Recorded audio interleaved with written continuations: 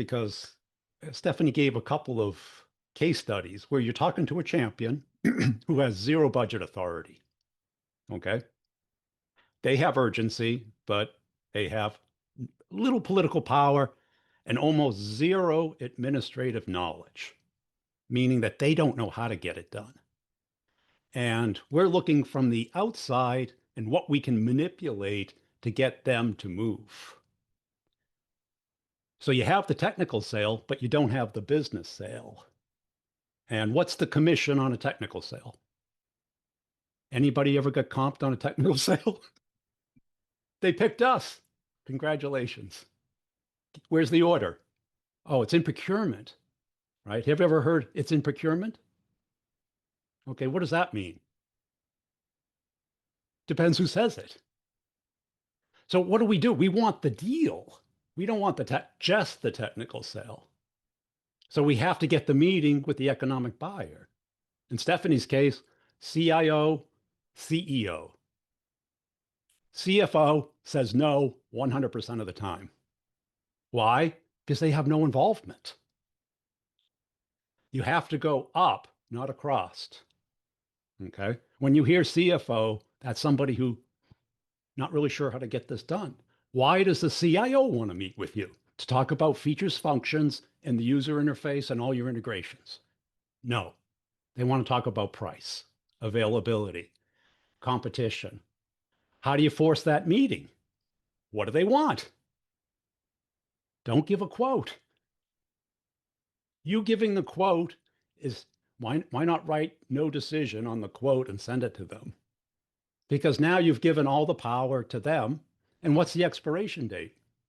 Last day of the quarter. And when will they call you?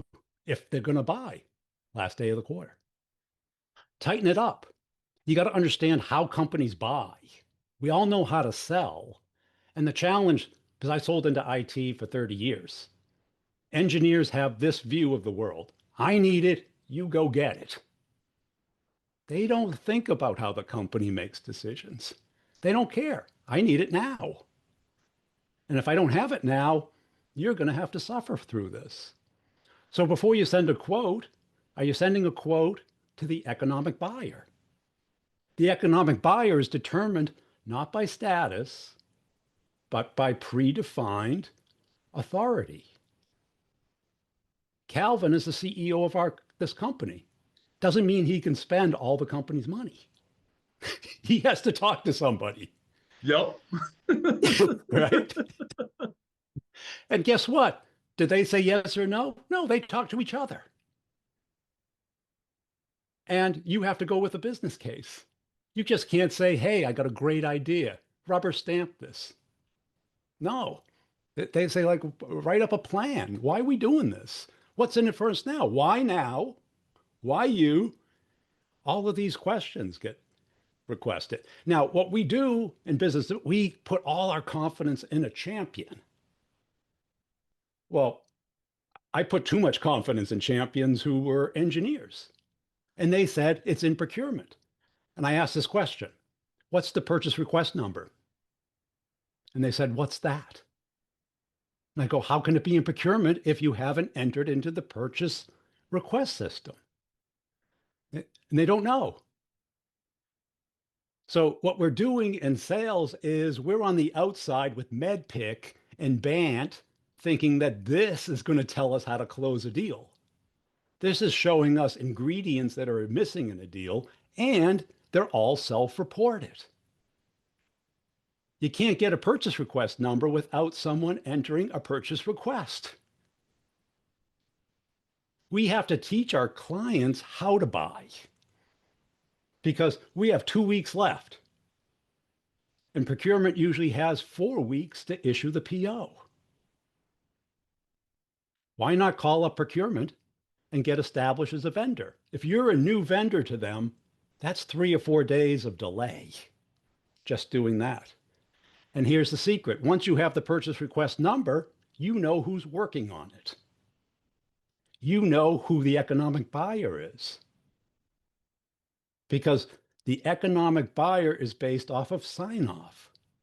Now, Calvin can buy stuff without talking to the board. but it's limited and it's probably in the the corporate documents of what he can do and what he can't do.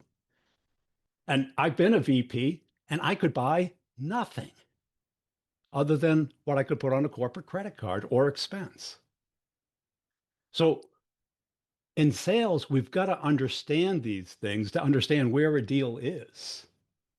Okay. Because until it's financially approved, the business sale hasn't really been completed or done.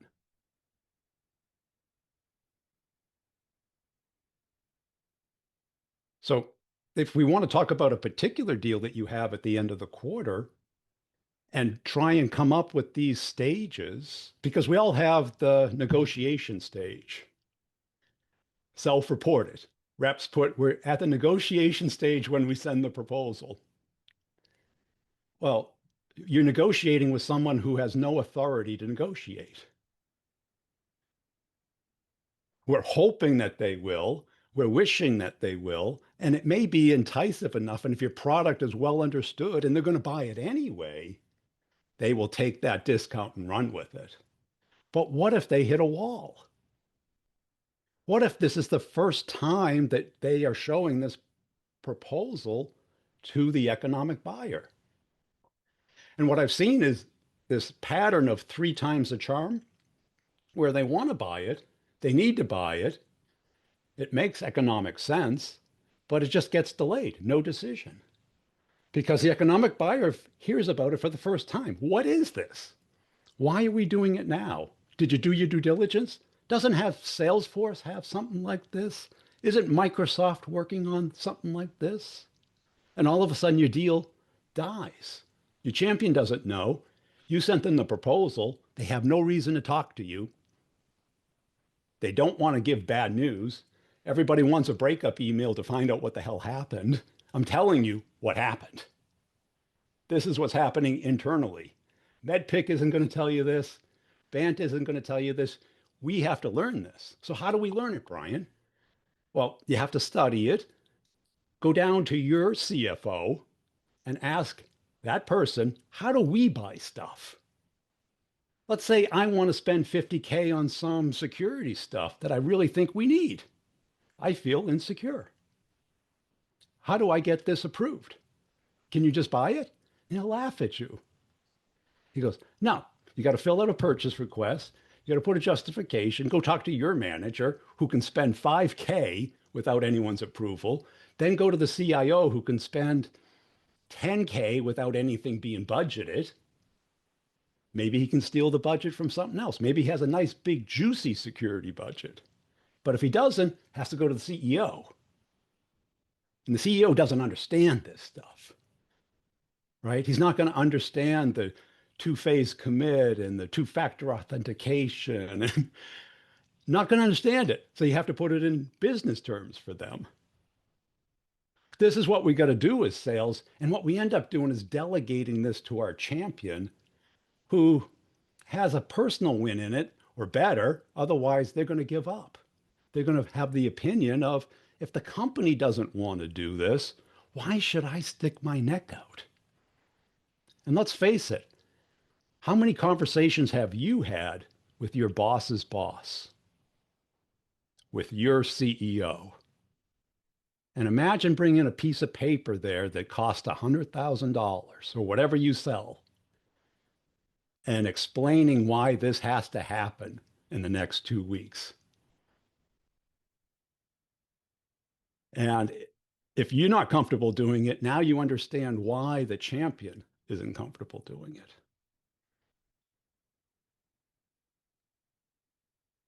Appreciate That's that, my rant. Brian. Yeah, no, it's a good rant. It was a good rant. We're all just taking notes here and looking at the chat. We got a lot of questions that came in. I think there's some official ones in the Q&A that we will save for the last 10 minutes. Brad, let's do that poll and then maybe find a question or two for Brian specifically. But the poll we want to put up is, what percent of committed deals in the pipeline are stalling? Right now it's Q2, it's fresh, so you should probably know what's going on. And then Brian, let's see if I can find you a specific question from the chat that um, Okay, this most recent one's pretty good from Amelia, I believe. Amelie. She said, "How do you navigate consensus buying when 20 or more stakeholders are involved in the decision?" First, out of the 20, one matters. Find that one person. The 19 are for distraction. Shipping and receiving probably doesn't matter. Standards and practices probably doesn't matter. Legal's probably in there. They'll matter eventually. But somebody wants this. Who is it and why? The company doesn't want it. The company is not voting on the next product. They don't care. Somebody has to care because somebody has to run the gauntlet of getting this done, which is no fun. And that's why so much stuff goes to no decision. This focusing on the panel is just a distraction on both sides. Find out who is that persona who typically cares about your product, who has the problem that you solve, and get to talk to them. Everybody else is nice, but not involved. Brian, I'm just going to say too, is a lot of sales reps immediately think the person with the highest title is going to be the person that cares the most. And that is the most dangerous mistake they can make. A Yes. lot of times the person that's going to care the most is going to be the end user or the person Yes. above them. Yes. A lot of times when people are trying to sell to me, they go straight to my CRO, who I work for. And Doesn't trust know. me, you're in the wrong area. He doesn't see it as a problem. Just No, work harder. exactly. Yeah. Yeah. And then it also can, not always, but Stephanie, you might be like, well, why didn't you come talk to me? You're going to try to talk to my CRO. So then it presents that battle too, right? Yeah, and I will say to say one more thing is a lot of times people will send stuff to my CRO and he sends it to me. He says, "Hey, can you take a look at this?" And that is fair play. I say yes, you should do those things, especially for demand gen. But that doesn't necessarily mean that he's going to stay engaged on it for me. He's going to rely on me as the day-to-day leader to see if it's a technical fit. Stephanie, do you mean that in terms of like pipeline creation or during an actual deal they're working on with you? All of the above, I would say, in terms of, I'll use when we purchased Brevity as an example, was you guys actually, one of my reps found Brevity, right? It wasn't, and they brought it up to me and said, "Hey, you need to look at this." There was a quick engagement with my CRO because he holds the paycheck, and I had to go to him and say, "Hey, we're looking at doing this. This is the expected ROI out of the solution. Do you have any questions on this? This is what we're looking to do and how we're going to get out of it, etc." Had to get a proposal to him. He saw it, he checked off, he said, "Yep, go for it." And that's how it got done. So at some point he was involved, but and my rep loved it and my CRO was a fan, but if I had said this is a waste of money, my CRO would have never seen it.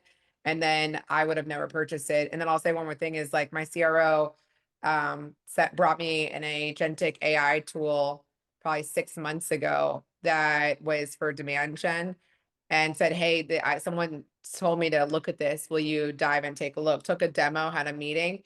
It was really cool, but I said, this just isn't going to be a fit for our org, right? So even though he had brought it to me and made a recommendation, I know the day to day and how it impacts the team. And that's where is like, I'm the secret champion in that. But a lot of people will either they see his title and they immediately want to go shoot to him. And, he's gonna know, but that doesn't mean that he's got the money in the know, but not the final decision probably on that.